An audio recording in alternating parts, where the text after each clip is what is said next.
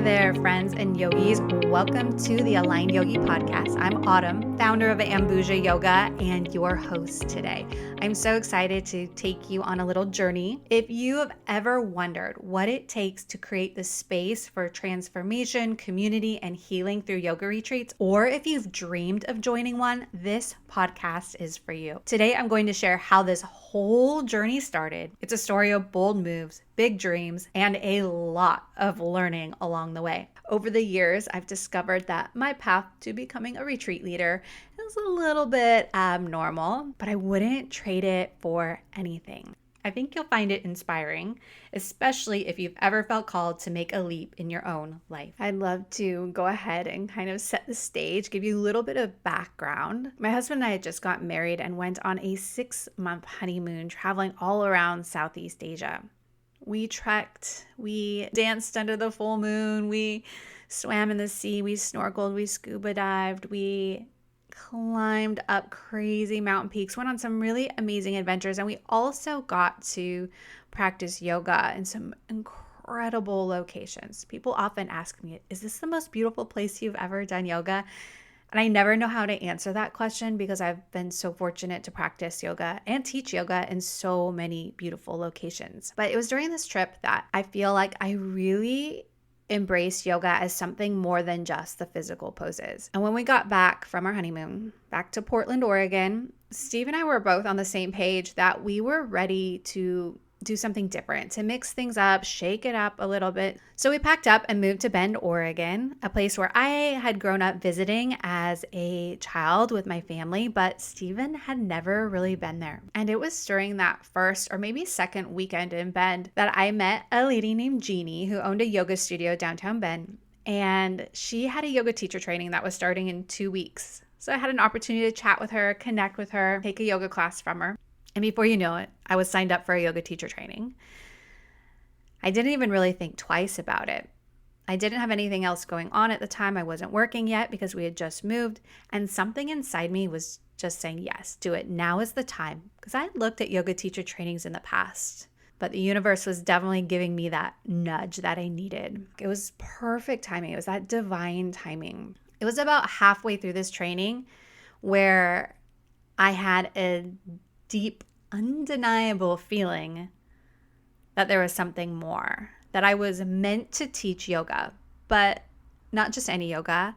I didn't necessarily want to just teach at yoga studios and gyms. I wanted to lead yoga retreats.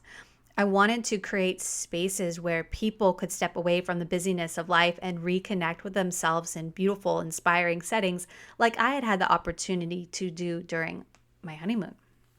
And so it wasn't too long after I kind of had that self-realization that I decided to launch my business. So I launched Ambuja Yoga, still in my yoga teacher training. And a few months after training, I led my first retreat in Oregon. I think I had 6 women sign up. One of them was my mother. Another was my aunt. And I had a friend sign up and a couple of women from the internet. But I did it. I just leapt right in, head first, dove in. And then a few months later, I led another retreat in Nicaragua. I maybe had like 10 or 11 people. I can't really remember the numbers. It was a long time ago. That following summer, I hosted another retreat in Oregon and I had 17 women. So it was growing. Something I was doing was right. And then in the next year, my third year, I had 36 women sign up for the Back to Nature retreat in Oregon. And that was the year that I had to add a second session. I think I had 16 or 17 or so sign up for that second session. It was also the first year that I realized that I couldn't do it all myself and I needed to bring on an assistant. So I brought on Tony and she has been with me ever since. She's absolutely incredible. And it was around that third or fourth year when I discovered that the women that were joining the retreats, they weren't just seeking yoga.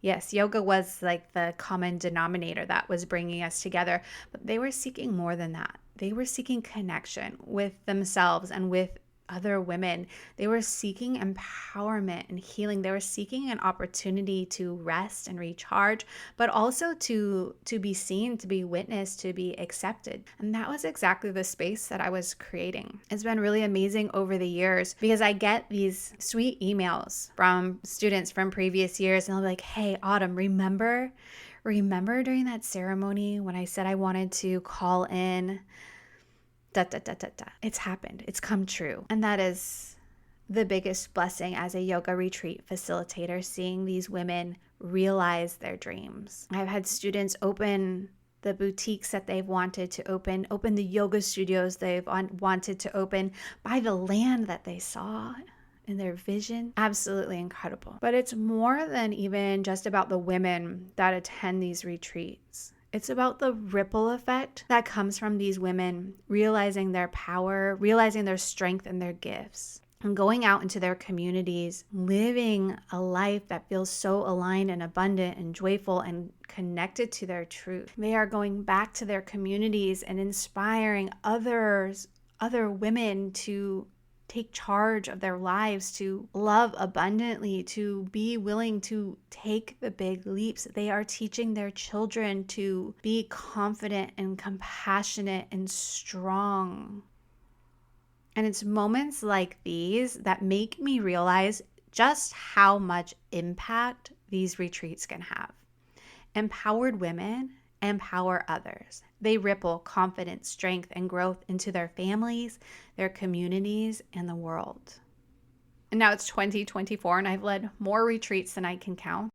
And I'm not going to lie, it hasn't always been easy. It hasn't always been sunshine and rainbows, and I wouldn't change a thing. Over the years, I feel like I have had every curveball just about thrown my way while hosting retreats, from torrential downpours to scorpions falling on people's yoga mats during class. We led retreats all through COVID. I led retreats while pregnant with Atlas. After I had Atlas, I brought him along on retreat. I'm not impervious to the challenges that other retreat facilitators are facing. I just see those challenges as opportunities for growth, opportunities for possibility, for trying something new.